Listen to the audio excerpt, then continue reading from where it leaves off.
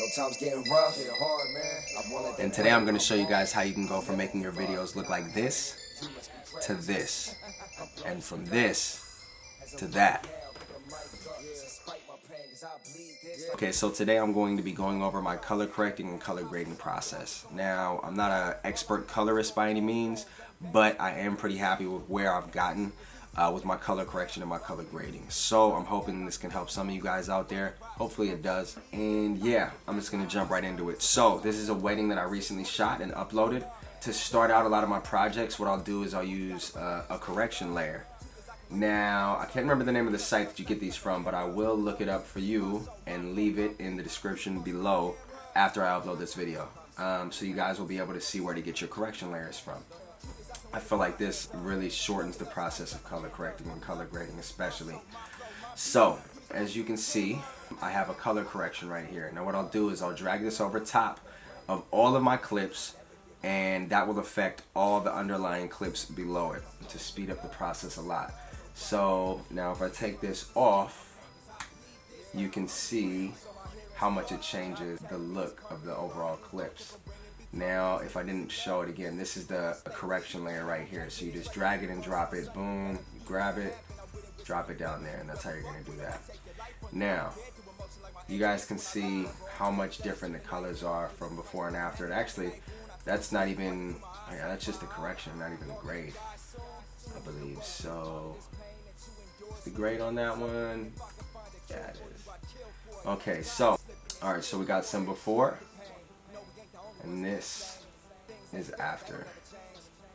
As you guys can tell, a much bigger difference. Huge difference. So especially here where the colors are really hitting and popping, you can see really well. Once again, this is before,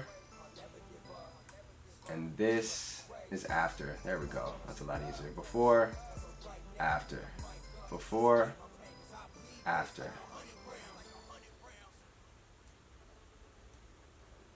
So in the original one, I'm using a log profile from the Panasonic GH5. I'm using the Cinelog D profile. So for all of you out there using the Cinelog D profile, this should come in handy for you guys. So once again, I'll do one more before and after. Here's before, here's after, before, and after. Alright, so let's jump into it. Let's go ahead and take this grade off because that's going to be pretty much the last step. Let's go into the color correction layer. So I think my hero clip. Now if you guys don't know what a hero clip is when you're color correcting or color grading, a hero clip is what you believe your strongest clip to be visually. So whatever's it's your clip that you believe has the best colors that you want to model your other clips to look after. So what you want to do, what a lot of people are known to do, or what I've known them to do, is find their hero clip, the one with the best colors, so you can try to get that one, do exactly where you want it to be, the easiest, and then model your other clips after that one. So my hero clip that I believed had the best colors was, let's see, it was this one right here. This one had some beautiful colors to me. So the very first thing I did in the process was I added a correction layer over top of it, and then from there went to my color board. And as you can see, I didn't have to do much to it because this was my hero clip. I had already liked the way it was looking before I added too many colors or corrections to it. So the very first thing I wanted to do was add saturation. Now I was using a very neutral profile to begin with because I was using the log footage. So for the saturation, I brought it up to 40. And then I added just 2 to the shadows and a little bit extra to the midtones because I wanted the skin to pop a little bit more. So a lot of the time for myself, I'll end up dragging up the midtones a little bit more than what I do on just the overall. Usually a little bit more than 2, but in this particular scenario I just did 2, and then for individual clips it kind of varied. So I didn't add anything on the colors in this one. For the exposure, I actually dropped it down a little bit because it was clipping, so I dropped down the master and then I dropped down the highlights because they were popping a little bit, just to below 5. So I thought, in my opinion, that for this particular clip, the parts that were peaking or blown out really didn't look that bad, and I thought it would look better just to drag it down a little bit, but not so much. I just didn't find it was necessary. I thought the colors looked good as they were, so I didn't really mind it peaking too much. I didn't want to affect the overall look of that particular clip.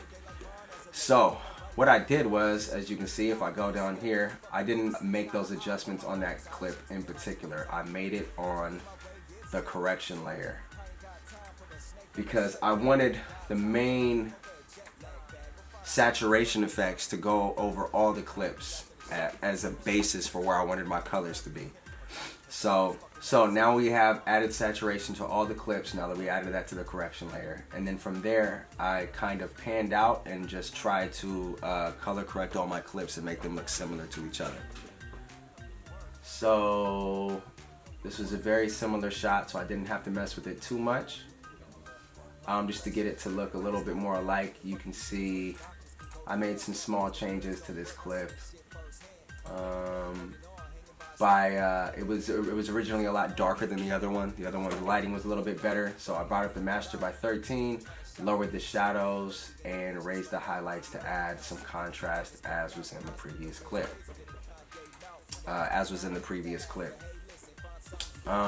And what you'll do is you'll go through all of your clips, and you'll just try to make them look similar.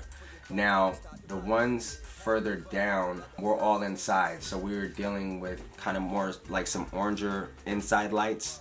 So once we were inside of this ceremony venue, we were dealing with like some harsher lighting situations, more orange lights that were kind of affecting the color tones of our clients.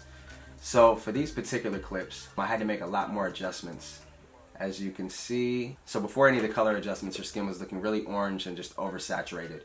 And that was having not made any corrections to it prior. So for these, I had to do a little bit more. Initially, just the same usual things with trying to get the overall look right. Raising the shadows, lowering the mid-tone saturation so that the skin wasn't so orange. Okay, so the first thing I usually do is I'll adjust the exposure. For this particular shot, I raised the shadows to bring them up a little bit because it was a little bit darker inside. That was the only thing I did for the exposure. Now for the saturation, I began to make adjustments to get her skin tone to look correct. So one of the first things I did was I dropped the overall saturation in the master, because as you can see, that adds a big effect to the skin tones. So let me undo that. I put that at -8, and then the midtones was at a -6. Because that was my main issue overall, was the skin tones. So when that failed to be enough, I went into the color board. Now to take out some of the orange in the skin, I dropped the master at around a 39 degree, which is around the orange, and I brought it down by 5. This can be kind of extreme sometimes, but in this case, as you could tell before I made any adjustments, her skin was just really orange. So I went a little bit harder than I normally would.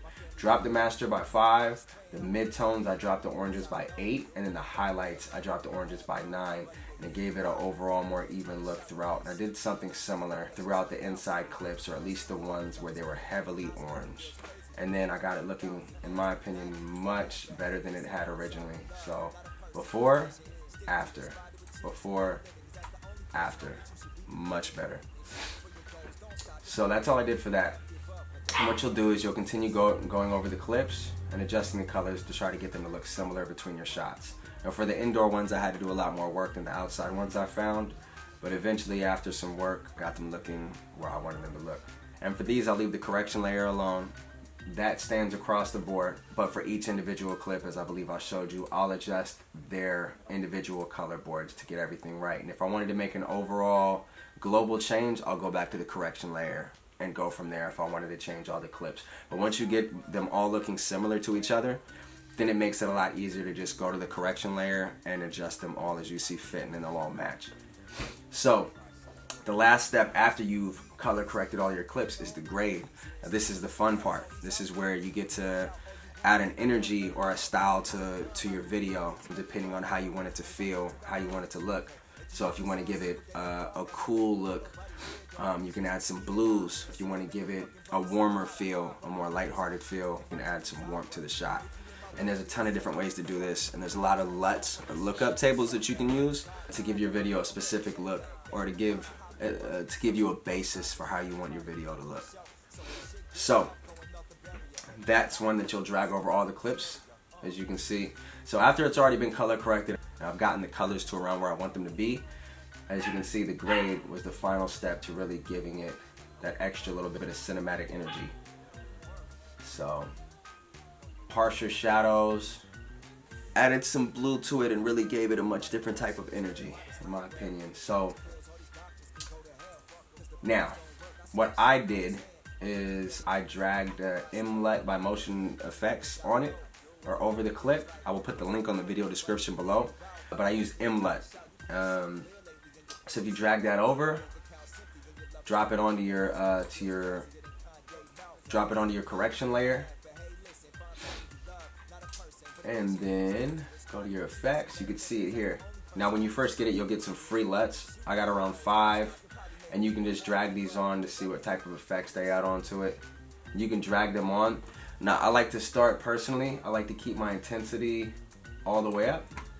So when you drag it on, you can see very quickly. Let's see, human light. Okay, so if you go to the M.LUT library, I like to keep the intensity at 100 so you can really see what the LUT's doing before you adjust it and make it a little bit lighter of an effect. So Badlands, you can see it's got kind of like a washed out look, almost like an old school look. Cold War, very cold, lots of blues, dramatic, Frontier, and Startling.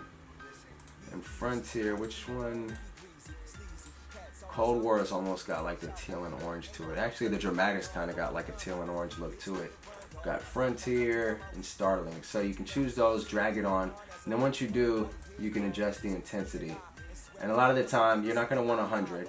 Okay, now most of the time, you're not going to want to leave the intensity at 100. You're wanting to change the look slightly. You don't want to just smash the picture and, you know, completely dissolve the colors that you have. So the last one, as you can tell, when I was all done, I had it at about a 28.5%, and that got me to exactly where I wanted to be.